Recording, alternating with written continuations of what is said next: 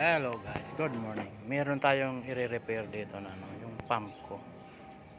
Booster pump. Bili ko nito. Wala na, hindi na kailangan ng pressure tank. Bili ko ito noon is kulang-kulang 5,000. Pero meron sa online, sa Lazada, mabibili mo lang 2,300, around 2,000.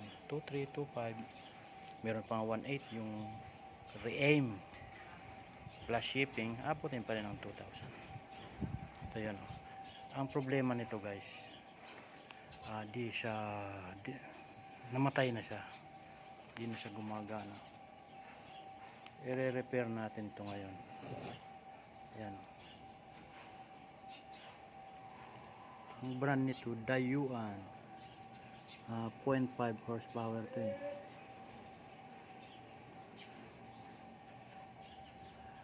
Model Dayuan water pump, made in China to guys. Model DGP130B-2L.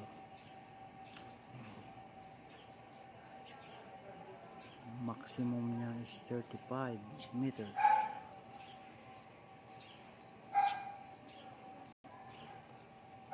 .220 ito, 220 volts, 60 Hz. Plug and play lang ito. Saksak mo, punak mo sa linya mo ng tubig, diretso na. Wala nang etche-buretche na mga kakalibrate ka pa na pressure switch. Wala na. Check natin tong pressure switch guys. Ano ang problema? Bakit nawala ng power?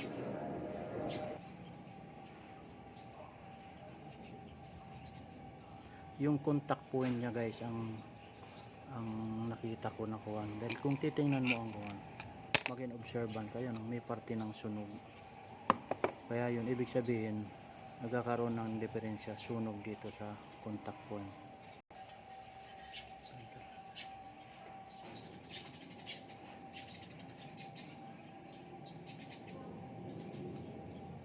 Pipil upan yun. Tanggalin ko guys para makita nyo. Ayan guys, nakikita nyo yan, yung contact point yan. Ayan, uka na siya, kaya na andar, minsan hindi, pati rin yung para siyang nag-weld, na uka siya, hindi na siya nagkukontak ng maayos. Sa tingin ko yan talaga ang diferensya. Yan, dapat sila yung ganyan siya ganyan. Diba? Yan. Ang problema, hindi na siya. Ngayon, 1 year ko na itong nagamit. Sulit na rin. Hindi naman ito nagbigay ng after 1 year. 1 year siguro mga 1 year and 2 months, 4 months yan. Nagamit ko ito. Ngayon, may remedyo ito guys. Pwede natin itong isoldahin ng bronze, fill upan yan, fill upan plus yung doon na papibilugin mo rin siya na ganun, kaparehas na. Kaso wala pa akong kakayahan para isold yan, para soldahan yan, oil at ma-fill upan yan. Ngayon mas madali, bumili na ako ng pressure switch sa online. Naghahalaga lang naman to ng around 300 plus shipping na yun, deliver na from China pa yata to. Ito yun, parehas siya.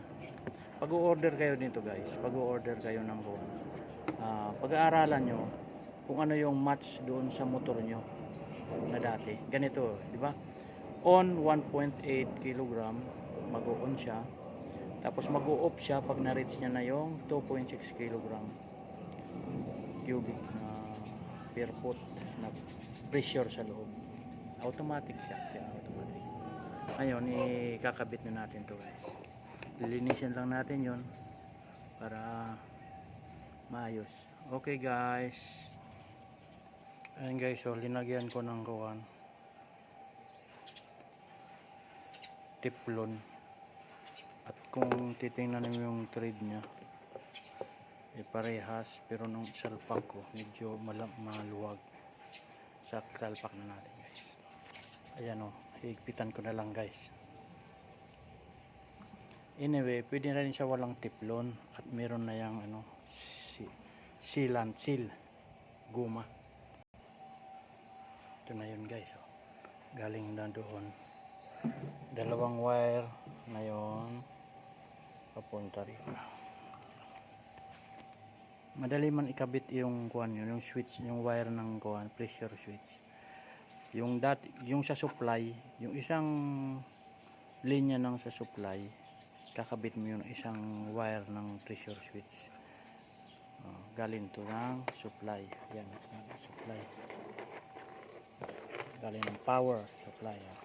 Ikakabit mo dyan yung isa. Tapos, yung isang wire naman galing ng pressure switch, kakabit naman mo na sa linya papuntang motor. Ayan o, ayan o, kita mo na. Ayan. Pagkakabitin ko lang guys, para makita nyo. Ayan guys, naikabit ko na yung linya ng power switch. Ayan o, pressure switch, yan o. Yung dalawang kulay gray na yan, naikabit ko na. Ayan. Yun na yung pinagpalitan. Ito. Ngayon, pangalawang bukas ko na ito guys. Kala ko yung capacitor may diferensya, pero wala siya. Titingnan mo siya, visual mo yung pagre-repair, kailangan mo na i-visual mo muna siya, inspection. Dahil pag may sira na yung kuan, maski di mo pa yan i-tester, makikita mo na yan kung ang capacitor ay bumutog, nangitim, mga wire, ganyan, yung mismong ano niya, body niya, makikita mo na yan eh. Pag nasunog yan, magre-reflect naman yan. Yan ang symptoms na sira yung capacitor. Pero pag ganyan nakita mo naman maayos pa, minsan maski maayos, wala na talaga ang binibigay na sapat. Ito, ang value nito is 12 microfarad. 12 lang, 12 microfarad. 60 Hz, 50, 60 Hz. 400 volts AC. Yan ang power. Di pa natin papalitan. Kabit lang natin. Okay guys. Ito guys, oh, testing na natin. Susubukan natin kung aandar siya. Ayan, medyo maingay yung ano natin, solar, yung DIY ko na solar. Small setup yan.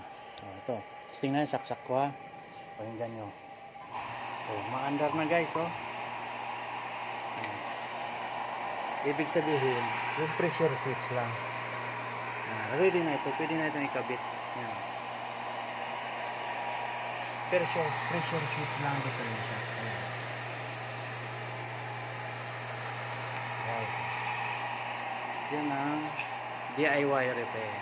Paalala lang, hindi naman ako expert. Marunong lang tayo mag-repair ng kotse.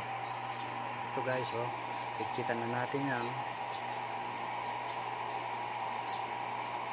Okay na guys, thank you for watching. Sana may makapulutan kayong aral sa nagawa. Yan, sa ginawa kong DIY repair. Water pump pala ito guys. Kung mga second floor lang naman, pwede na to. Huwag kayong gagawin ko ng malaki na gastusan. Instead na bibili ako ng mga setup ng mga malaki, ng mga mahal na inaabot ng 15,000, 20,000. Ito na, meron ng gumagana naman. China nga. Pero durable naman, 1 year bago nasira. Okay na, ayan o. Continuous, na siya. Okay guys, thank you for watching.